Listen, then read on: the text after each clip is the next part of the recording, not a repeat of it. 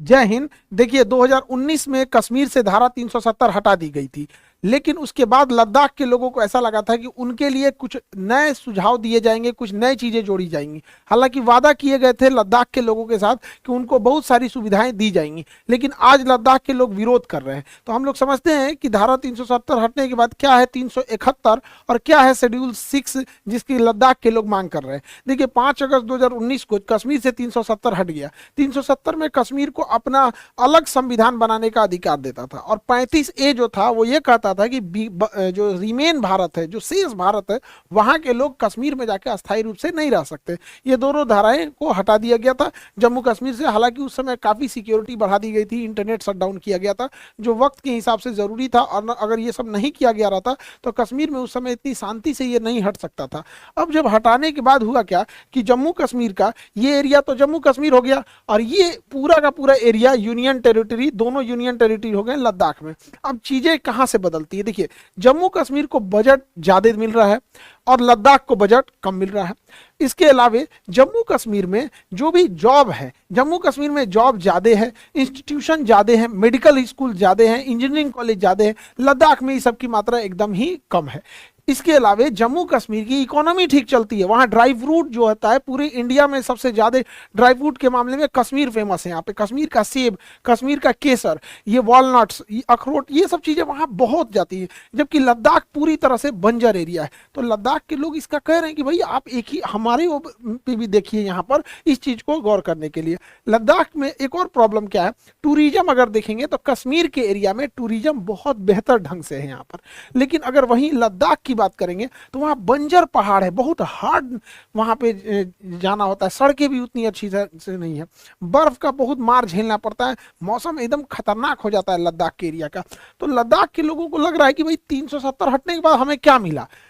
मतलब वहां पे तो एक हो गया कि चलिए उन्हें बजट मिल रहा है, इसके अलावा और भी अगर देखेंगे तो जम्मू कश्मीर में इधर के दिनों में देखेंगे कि गवर्नमेंट बहुत तेजी से इंफ्रास्ट्रक्चर बिल्ड कर रही है। अभी T5 T15 से T15 ये सब करके टनल्स का निर्माण किया गया है। वहाँ पे बहुत बड़े ब्रिजेस का निर्माण किया गया है, चिनाब नदी वगैरह पर रेलवे नेट कनेक्टिविटी को बढ़ाया जा रहा है। लेकिन लद्दाख में ये सब नहीं हो रहा है। तो लद्दाख के लोगों का भी गुस्सा है इस बात को लेकर।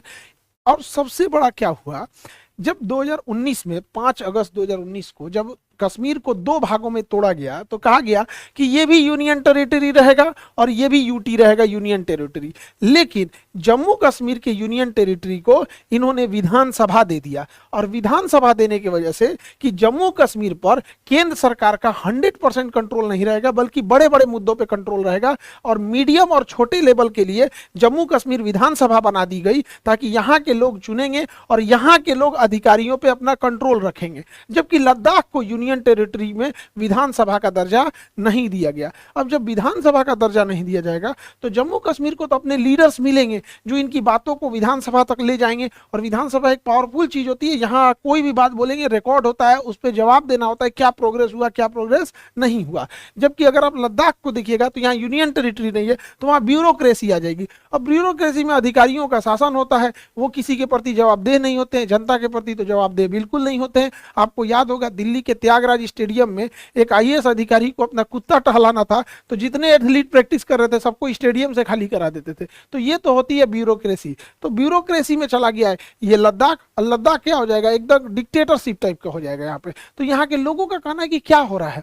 और 2019 से जब 370 हट गया तो बहुत सारी कंपनी यहाँ आके, प्राइवेट कंपनी यहाँ इंफ्रास्ट्रक्चर बिल्ड करने लगी, टूरिस्ट प्लेस खोलने लगे, बड़े बड़े होटल खोलने लगे, रेस्टोरेंट खोलने लगे। इससे क्या है कि लद्दाख की जो मूल जो स्ट्रक्चर था कि लद्दाख एक नेचर वाला था, वो अपने जीव प्रकृति और पर्यावरण से मेल मिलाप करके रहता था, लद्दाख की ये चीजें खराब होने लगी, जिस वजह से लद्दाख के लोग सड़कों पर उतर गए और लद्दाख को बचाने की मांग करने लगे। और वो लोग का मांग में एक चीज था कि वो लोग शेड्यूल 6 में जोड़ने के लिए कह रहे थे, are demand to add Ladakh in schedule 6।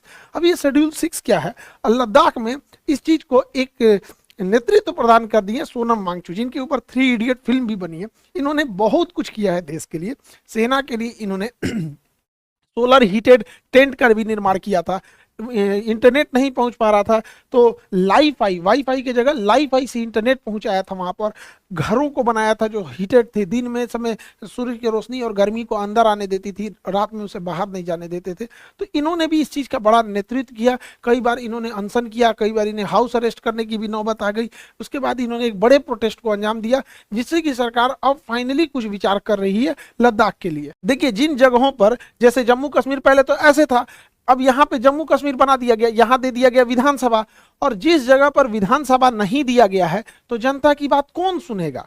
अधिकारी जनता का तो चुन के नहीं आते हैं, वो तो यूपीएससी का एग्जाम दे के आते हैं। अब जनता का तो कुछ सुनते ही नहीं है, वो जवाबदेह भी नहीं होते। और विधानसभा है तो जनता का नहीं सुनिएगा तो अगले बार वोट डालना पड़ेगा, 5 साल बाद आप हटा दिए जाएंगे। तो इसके लिए बनाया गया था शेड्यूल 6।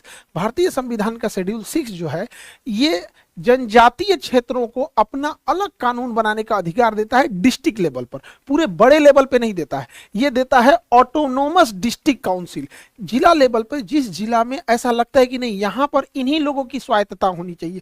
जैसे आप देखेंगे असम, मेघालय, त्रिपुरा, मिजोरम, ये 4 स्टेट हैं। असम, मेघालय, त्रिपुरा, मिजोरम, ये 4 स्टेट ऐसे हैं जहां पर इन्हें अपनी स्वायत्तता दी जाती है। जैसे एग्जाम्पल के तौर पे मेघालय में 3 पहाड़ है, गारो, खासी, जैंतिया। तो खासी जनजाति जो है, खासी जनजाति आज भी वहां मातृसत्तात्मक है। वहां पे तो बहुत सारी जनजातियां हैं जिसमें, जैसे हम लोग का समाज पितृसत्तात्मक है, यहाँ पे लोग पिता का नाम बताते हैं, माता का नाम नहीं बताते। कोई पूछेगा किसके लड़के हो तो पिता का नाम बताएगा, लेकिन वहां माता का नाम। तो ऐसे अलग अलग जगहों पे कई ऐसे जगह हैं जहां पे अभी भी नर कंकाल रखे जाते हैं। अब भारतीय संविधान के हिसाब से अब नर कंकाल खोपड़ी नहीं रख सकते हैं, तो वो जनजातीय क्षेत्र की होगा। तो वहां क्या है, शेड्यूल 6 कहता है कि जिस जिले में इस तरह के जनजातीय या बहुत पुराने ट्राइबल्स रहते हैं, वहां उन्हें ऑटोनोमस डिस्ट्रिक्ट काउंसिल दिया जाए।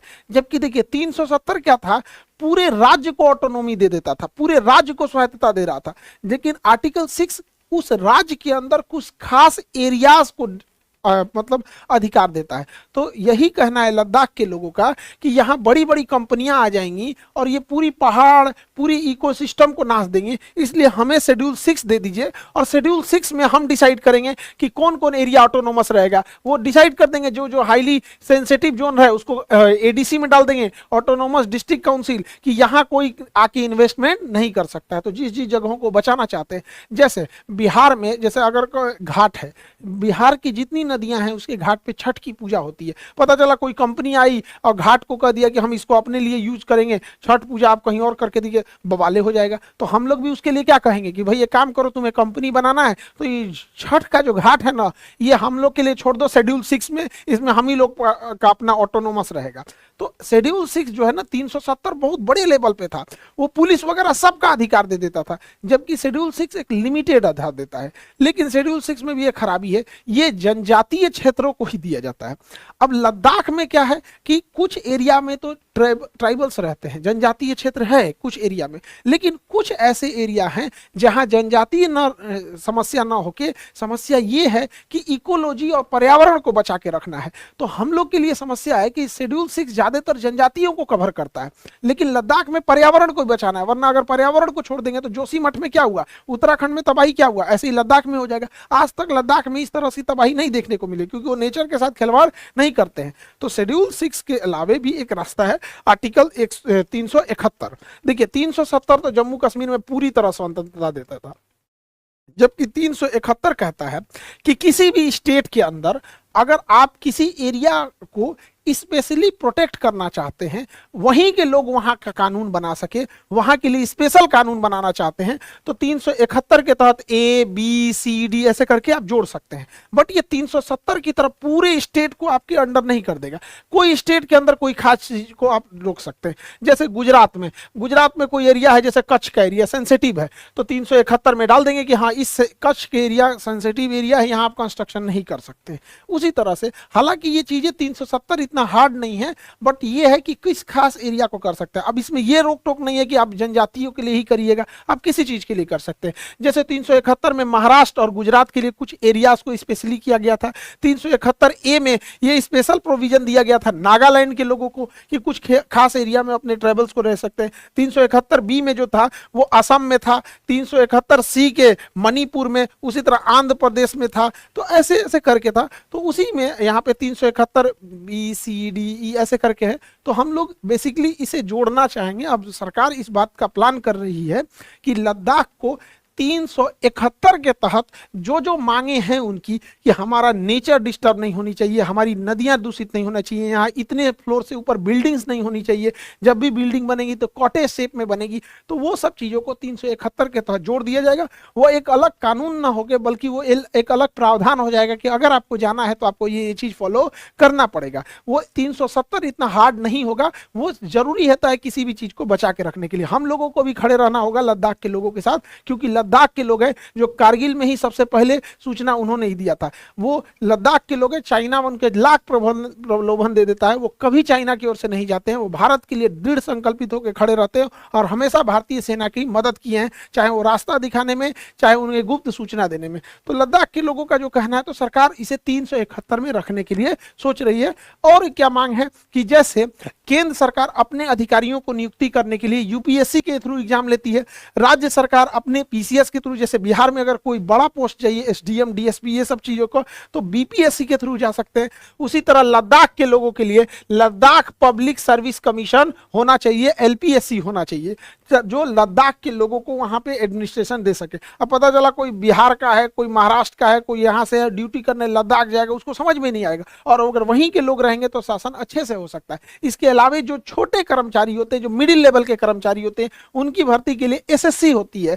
अब बिहार के लिए बिहार एसएससी है, यूपी एसएससी है। उसी तरह लद्दाख के लोगों का कहना है कि हम मिडिल लेवल के और लो लेवल के कर्मचारियों के लिए एसएससी हमारा अलग से डिपार्टमेंट हो। इसके अलावा भी लद्दाख के लोगों का कहना है कि भैया लोकसभा में उनका रिप्रेजेंटेशन ही एकदम कम है, एक ही सांसद होता है, कम से कम 2 सांसद होने चाहिए लोकसभा में, और राज्यसभा में इनका एक भी नहीं है। तो इनका कहना है राज्यसभा में भी एक आदमी होना चाहिए इनका रिप्रेजेंटेटिव, जो इनकी बातों को रख सके। अब सरकार इन्हें 371 में रखने के लिए विचार कर रही है। आई होप आप लद्दाख के इस टॉपिक को समझे होंगे, और हम लोग ने जो वैसे